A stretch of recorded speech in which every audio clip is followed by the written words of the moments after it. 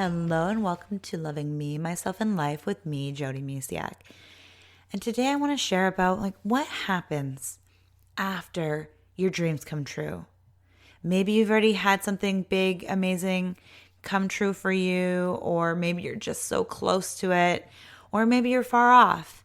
Regardless of where you're at on your journey, I believe that anything is possible as long as you put your mind to it and you lead with love. So what do you do? What is next? For me, I moved to BC on the Sunshine Coast. I get to stare at mountains and I'm so close to the ocean. It makes me so happy. But what's next? Well, first I want to hit that little pause button. Now, don't you hit that pause button, but me. Enjoy it. Take it in. Whenever you're there, for me, I have to remind myself, take it in. Every day I pause in my living room and I look at the mountains. And I just smile. I'm still in awe that we're living this life now. My husband, my children, and I. I'm like, wow, we did it. And just take it in. It's all about taking it and celebrating. And it's also about being mindful, not to fall into old patterns. And I know for me, I honestly have. I did so many things to get to here. I, created better habits in my life. I focused inward. I did a lot of healing and I did, a lot of preparation to get to this point in my life, to have the courage to get here today. To have a podcast that I, have people listen to and to feel comfortable enough with that. And then so much more, right? There's just so much that has happened for me to get to this life that I'm living right now. And, that was for me, I did so much inner work. And I even had so many tools that I shared with you last week about how to manifest your greatest life that I just dropped and I stopped doing the moment my world got here. I was yes, I did it. And I'm celebrating and I got lost in celebration, which there's nothing wrong with celebrating. It's amazing. However, I dropped the tools that got me here. These tools aren't about, getting from point A to point B. They're about a lifestyle. It's just like a diet, right? Diets don't work because they're just something you do for short term. And then when you reach your desired weight, you just forget about them. Well, and that's why diets don't work, right? You just forget about what actually got you there. It's about a lifestyle. And I honestly forgot about the tools that got me to this amazing life. And if we forget about them too long, they can turn anybody back into old habits or miserable because we're not taking time for ourselves. I think about all the time I spent meditating and affirmations and just so many beautiful things that have really kept me positive that I forgot about. It's definitely important to be in the moment, and I definitely enjoy the moment a lot more now that I'm here, living on the coast. However, the little things that, started my day or ended my day, they've kind of fallen to the wayside, and I can feel it. I can feel that, it's not that I'm loving my life, but I can feel that my energy levels aren't as high. Maybe I can't handle, shouldn't say can't, tell my kids not to say can't. It's I can try, but I seem to not handle stressful situations as well as if I, meditate and I get grounded and things like that more. So these tools are here to help us, and including myself. And the more we quiet ourselves down, the more we can listen to our own intuition and to know what our heart is saying and to take us in the direction we need to go or want to go.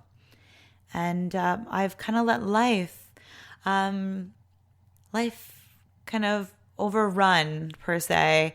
Not that it's a weed. I guess weeds are beautiful too, but I've let life kind of get into overdrive instead of, that balance between the spiritual practices that I had and all those beautiful tools that I used daily or whenever I could, because I'll be honest, I didn't always use my tools daily.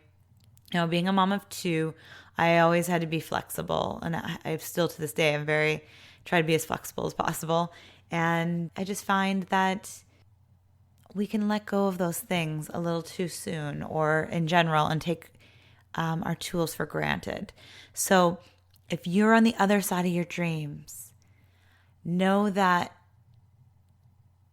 just because those tools got you to where you wanted to go doesn't mean they don't matter still.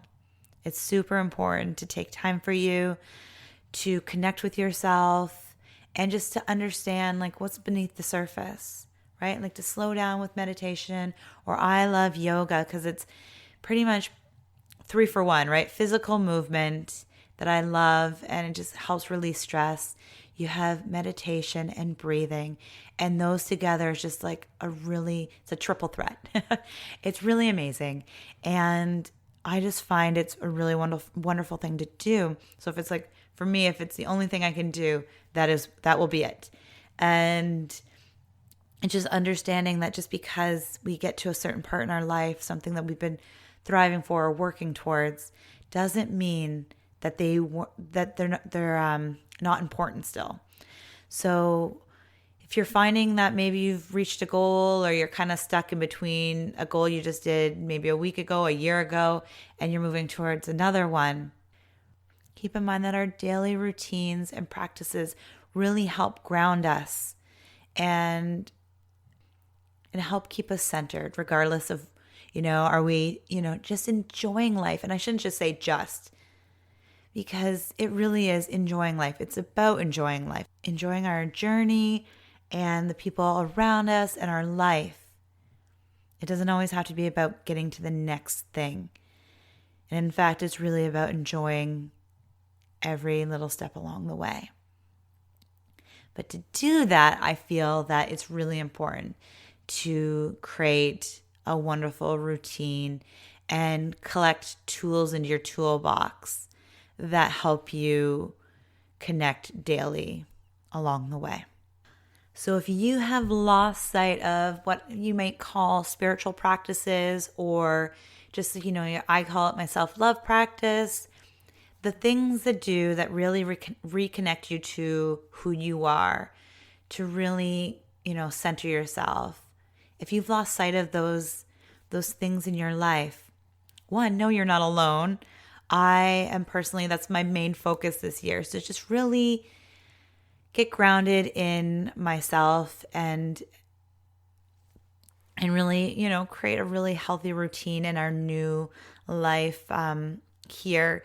Like I've mentioned before in other podcasts, I have my son home all the time. So it's really recreating a schedule. So it can be for many reasons why you've kind of lost sight of your spiritual practice or your self-love practice, or any tools that you've been using in the past have really helped you. So many things can kind of, get us off track. But any time is a great time to get back on track, whatever that looks like to you.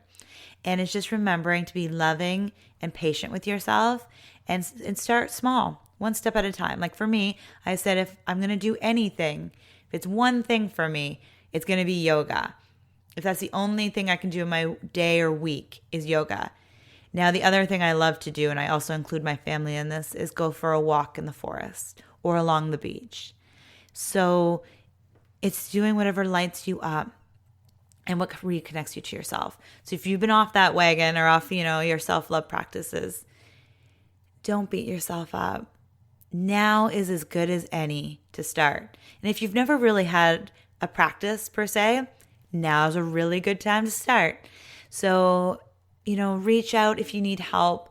I've been on this, over a decade, and, we have bumps and falls along our journeys. It's just what we do when we get up that really matters. So dust yourself off, start again. Or if you've been rocking your routines and, you're that type of person that wakes up a certain time, or better yet, you even get up before the kids and you do whatever it is that you need to do for you, I applaud you, and yay to you. That's amazing.